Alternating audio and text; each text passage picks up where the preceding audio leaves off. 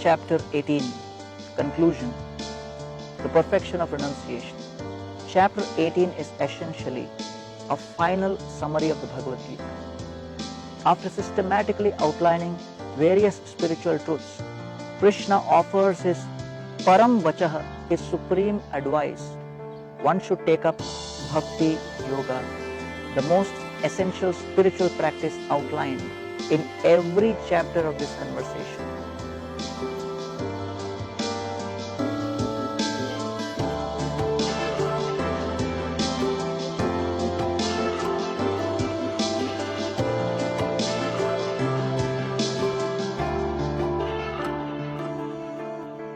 Thus one is offered the opportunity of permanent happiness and fulfillment by the achievement of Krishna consciousness, considered the perfection of renunciation.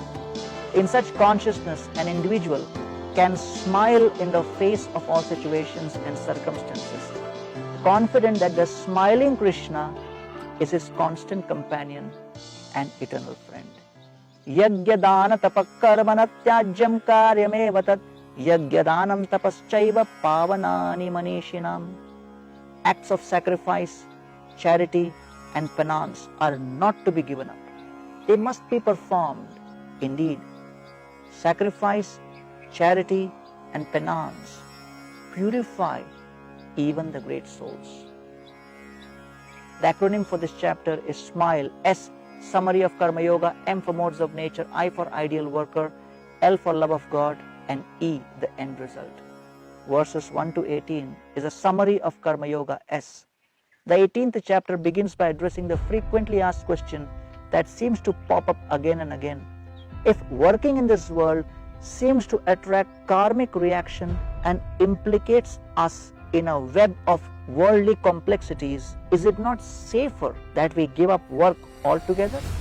Krishna disagrees and reiterates that activity is not bad per se.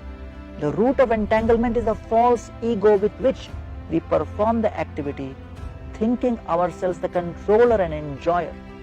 In reality, there are 5 causes which bring success to any activity: the individual soul, the body, the senses, the endeavor, and ultimately the super soul.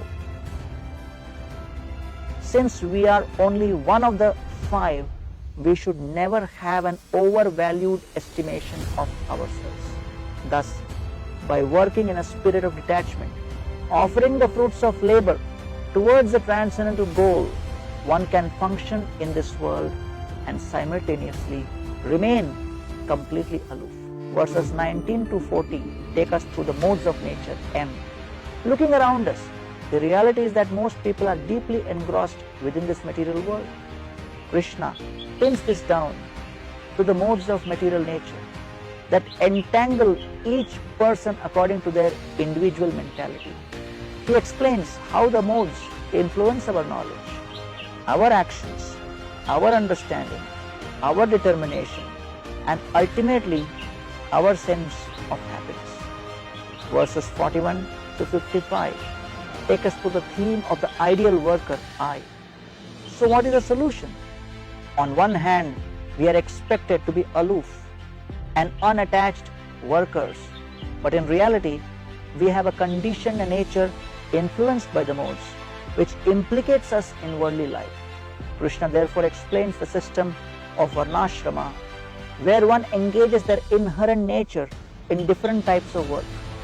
4 divisions are outlined: the intelligent class, the martial class, the mercantile class, and the laborer class.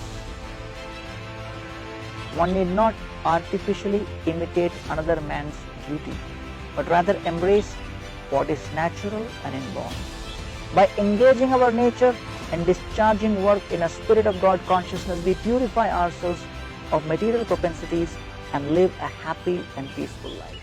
Verses 56 to 66 take us to the theme of love of God, L. In conclusion, all the activities, practices, and elements of spirituality are ultimately aimed at achieving pure love of God. The highest realization in transcendental knowledge is to re-establish one's eternal, loving relationship with the Supreme Personality of Godhead. Srila Prabhupada wonderfully sums this up in his purport to 18.65. The most confidential part of knowledge is that one should become a pure devotee of Krishna and always think of him and act for him. One should not become an official meditator. Life should be so molded that one will always have the chance to think of Krishna. One should always act in such a way that all his daily activities are in connection with Krishna. He should arrange his life in such a way that throughout the 24 hours he cannot help but think of Krishna. And the Lord's promise is that anyone who is in such a pure Krishna consciousness will ultimately return to the abode of Krishna, where he will be engaged in the association of Krishna face to face. Verses 67 to 78 take us through the end result E. Knowledge and understanding of the Bhagavad Gita is dependent upon one's consciousness. Only one who approaches these sacred teachings with the proper mood and lifestyle will be able to fully comprehend the deep and the profound meanings. By hearing and studying this conversation with such favorable temperament, one perceives the spiritual dimension as a tangible reality and his life becomes exciting and wondrous at every step. Thus, to share this wisdom with society at large constitutes the greatest welfare work in the entire universe. Sarva dharman parityajya mamekam sharanam braja aham tvam sarva papebhyo mokshayishyami ma shucha. Abandon all varieties of religion and just surrender unto me. I shall deliver you from all sinful reactions. Do not fear, says Krishna.